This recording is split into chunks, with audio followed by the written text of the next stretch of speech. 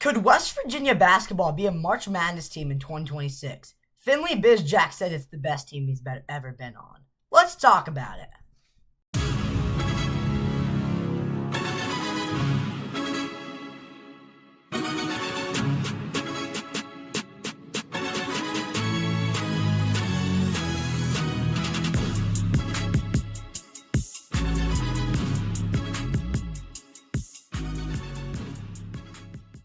What's up, guys? Welcome back to your favorite podcast, the Hard Edge Podcast. We're happy to be back here today. This is my second podcast of the day. This is a pre-recorded episode for the second time in the past 2 weeks, so hopefully it's going to be a good one. Second one I did today. Hopefully I'm not as rusty as the last one, but it's fine. We're going to have a great time. We're going to be previewing West Virginia's roster going into 2026. I'm going to hype them up a little bit because Finley Bizjack, the transfer from Butler, says this is the best team I've ever played on. And I'm just going to discuss the roster. I'm going to make some predictions, and I'm just going to talk about basically why I like this roster. So West Virginia hiring Ross Hodge as their coach after Darren DeVries left for Indiana. So they look around the country, and they find a guy from North Texas, young guy, and he has success there, won a conference championship, and made a tournament and won the tournament. So I think he was a very good pick for them, and there wasn't many other guys they could choose from, and I think this is the best one they could have got. So we're going to talk about his recruiting and basically the type of team he wants to build. He brought in the 14th best recruiting class in the nation, which is one of the best West Virginia's ever had in basketball. So the first player they've had is Miles Sadler. Freshman, he's around 5'11", 6 foot, depending on your source, 170 pounds. He has some fancy footwork. And he's a 5-star on almost all the sites. He's a top 20 national prospect out of Bella Vista Prep. He is the Chipotle Nationals MVP and also the EYBL Player of the Year. He averaged 23 points per game and 8.3 assists per game in the Nike Hoop Summit against Team USA. I'm pretty sure he's Canadian. I'm not sure. I'm pretty sure he plays for the Canadian team, or I'm not sure. He might be USA. But I just have a feeling he's Canadian. He's very good floater. He's very good layup package. His layup package is very good. He's probably the best layup package you'll see in any college basketball player this year. He has very good speed, and he's very good at defense. He had averaged like 6 steals a game in the FIBA league. It wasn't FIBA, but it was like some national league. He's going to be the starting point guard, and he's already projected to go in the NBA draft going into 2027. He's going to provide a really good offensive engine. He's going to command this offense. I think it's going to be Lob City, Dunk City, because we have all these other players that are super tall this year. We were a little bit of a smaller team last year. We kind of got bullied in the paint. But this year, we're not going to get bullied in the paint. We're going to shoot from deep, and we're going to bully other people in the paint. We're going to be like the bully of college basketball. So as we were talking about Finley Bizjack earlier, speaking of him, he's a senior, 6'4", 190 pounds, former top 100 recruit, transferred from Morgantown after having a really good season at Butler. He averaged 17.1 points per game. He shot 42% from the floor, and he's a really good three-point shooter.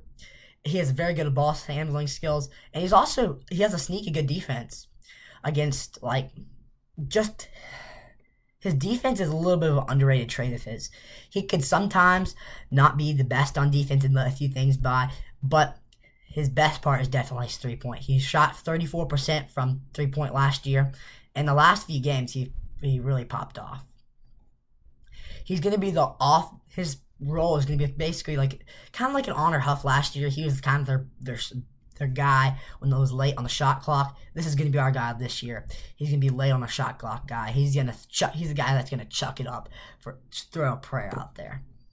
I'm really high on him. He's probably my third favorite player right now. I'm really high on him. I really think he's going to be our leading scorer, maybe even our top scorer. He's going to definitely be in the top 3 though. So the third player we're going to be talking about, 6'5", 200-pound Joseph Sandin, the junior. He's a top 25 recruit in the 2024 class.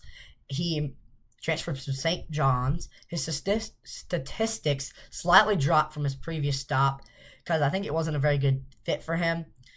He averaged 12 points per game and 36% from the three-point line, shooting again at Arizona State, which is a team we played this year.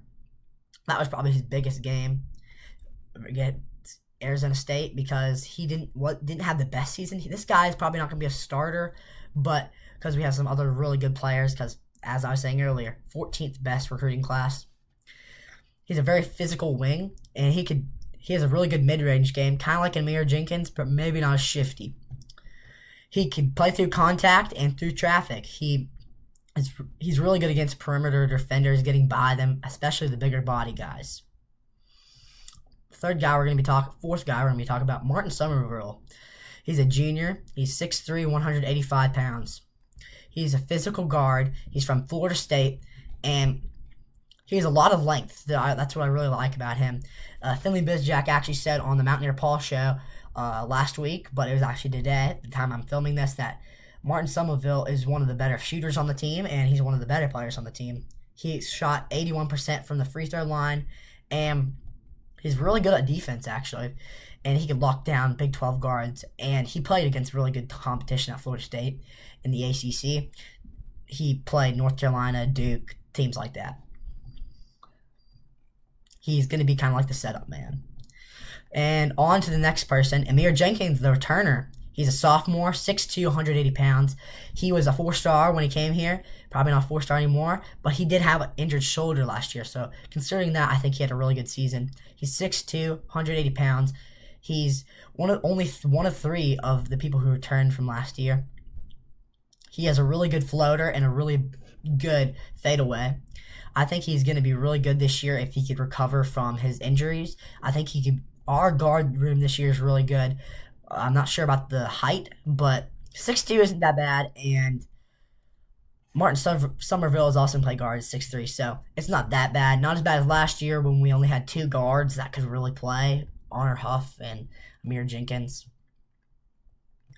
He's really good passing. You saw him last year making some really high IQ passes, and some really flashy passes, so I'm really excited about him. Hopefully he can develop into a really good player. Another player we're going to be talking about, Keontae Graybear, a freshman, 6'3", 185 pounds. He's a 4-star prospect from I School of Louisville, Frisco, Texas. He's a really good scorer. He can play both guard spots and knock down, catch and shoot triples. He's mainly a mid-range guy, but he can shoot the triple.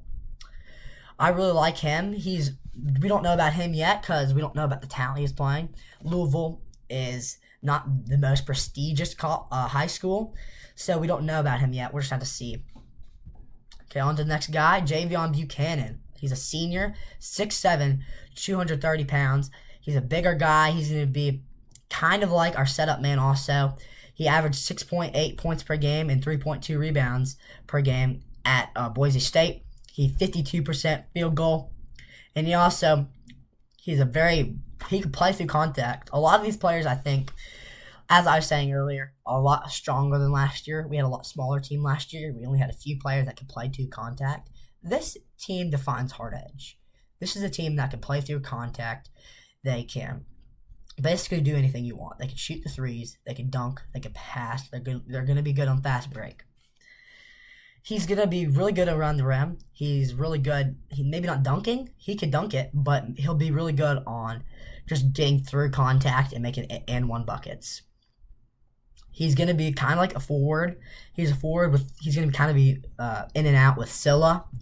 I personally like Scylla more because he's just, I feel like, a lot physicaler, and I kind of like watching the dunks more. So, on to my favorite player coming in this year. Let's see if y'all could guess. I'm going to give y'all 5 seconds, and then y'all could guess. 5, 4, 3, 2, 1. So, Amado Osini, he's a freshman, 7'1", 230 pounds. He's a 4-star top 100 recruit. He's actually out of like Senegal or somewhere in Africa or South America. He's actually doesn't speak English. That might be a problem, but I really like his game. He was with Sadler at Bella Vista Prep. He's a very physical guy, and he set like many rebounding records at the FIBA U19 play, which is a league basically around the world with all the best prospects. So he's playing against good talent. He had like 16 rebounds in one game, which is crazy. He's a rim runner. He's a rim protector. He had many blocks, and he grabs rebounds like crazy. He could probably grip it with one hand with his big hands. He's gonna. They have him as the backup center, many sources, but if I was Ross Hodge, I would put him as the starting center. I really like his game, and I just really like him as a player. We're not going to be talking about all the players today. I'm just talking about a few of my favorites. But another guy we're going to be talking about before we get out of here, Mo Silla. He's a freshman. He also played alongside Miles Sadler. I think they're going to be really good together. And no, Mo Silla. There's one player I can't remember. I'm not as much into basketball as I am the football. But there's one guy from Georgia Tech that's also going to be a big guy. He's the number 2 freshman center in the country. He was at Georgia Tech, and he led the nation in the center for freshmen. He's going to be a rim runner also. He might not dunk it as much, but he's going to be definitely 10 times better than Harlem Obioha. Also, so Mo Silla is that guy. But there's another freshman coming in. Can't remember his name. Didn't put it in my notes today. But we'll do a full breakdown before the season goes. This is just a quick breakdown after Finley Bizjack had said that. But the guy I'm talking about, the freshman, he's also 4-star. He's really explosive in the fast break. And I think he's going to be really good in the fast break this year. Speaking of the fast break, Ross Hodge last year had we were one of the slowest efficiency teams in the country last year. And I think we definitely need to change that this year. Because this team is really fast, they're really physical, and they can dunk it. They're tall. I think our transition players this year will probably be Mo Silla or Cini could also catch some lobs. I don't know about the vertical on that. But Mo Silla is definitely... There's also a clip that was released a few days ago where Miles Sadler threw a lob to Mo Silla. So they're already practicing their lobs. Hopefully we could try to make that pace a little bit quicker, because I think that could be the difference between us being a Big 12 contender and a Big 12 championship contender. So we definitely need to change the pace. It's going to be... If we could change that pace, it's going to be Slam City, Lob City with Miles Sadler. He's one of the best lobbers and passers in the country. And also, Finley Bizjack can knock down the threes. Miles Sadler can knock down the threes. And I'm excited to see. I feel like this is going to be a really good year for edits for West Virginia. If y'all don't know what an edit is, it's basically like a hype video, mini hype video for players. I think we're going to have a lot of edits this year. I feel like this team has a lot of energy. They're a really charismatic group. I think they're going to have it's just going to be a fun team to watch. I think we're going to win a lot of games. I think this could be a March Madness team. 14th best recruiting class in the nation. I think they could basically do anything, like a Swiss Army knife, kind of like I call Gavin Kelly. They could pass, they could shoot, they could dunk. I think this is going to be a great team. This is going to be a great year. I think this is going to be, we're definitely making March Madness. I think we could definitely make a run. I think we're going to at least make the round of 32, if not better, just depending on injuries. Hopefully nobody gets injured this year. But something we might need to worry about is a shooter. We might need another shooter. Like last year, we had Honor Huff as a shooter, and we didn't have anybody else. We had Brandon Laurent, Honor Huff, and we didn't have many other players. DJ Thomas maybe at the end of the year, but we didn't have many other players. But speaking of Brandon Laurent can have a chance to come back. Will he come back? I don't know. I'll update y'all if he does. But a new change. He's from Ohio, so they had a rule in Ohio that was just passed where if something happened, you could have another year of eligibility. I don't know if any other states are doing this, but I think Ohio is, and Brendan Lawrence from Ohio, I'm pretty sure. And that would be a game changer if he came back. Because Brendan Laurent is phenomenal in transition. You saw him last year, fast break dunks, posterizing people. It's going to be fun to see. Imagine seeing Miles Sadler throwing lobs to Brendan Laurent. That would be crazy. I think definitely we're going to have 20-plus wins, a top 25 team. I think we're going to be in the top 15 sometime this year. And definitely, I'm going to talk about a few of my favorite players before we get out of here. Definitely Miles Sadler, but I'm just not sure about his height yet. I really hope he's not overhyped at all. But He did win the EYBL Player of the Year, and guess who else won the EYBL Player of the Year? Darius Acuff Jr., who just went top 10 in the NBA draft, and then Cooper Flagg won it the year before Darius Acuff, and he went number 1 in the draft. So are you sensing a little bit of a pattern here? So if Miles Sadler can just keep on with the pattern, he's going to be a big, big player in West Virginia.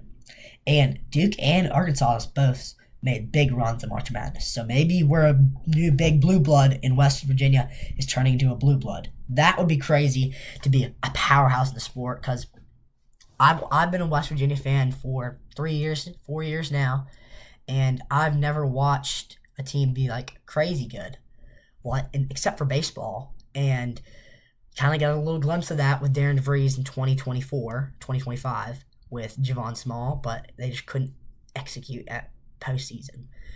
But I have not seen much like that, so it'd be really cool to watch a team be really good.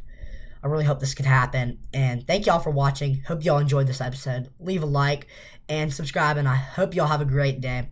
And give me some comments, some support. I really love seeing the comments. I know I said this last episode, but I just really like seeing y'all's comments. It really just makes me happy. So thank y'all for watching. Hope y'all have a great day, and chew them country roads. Peace.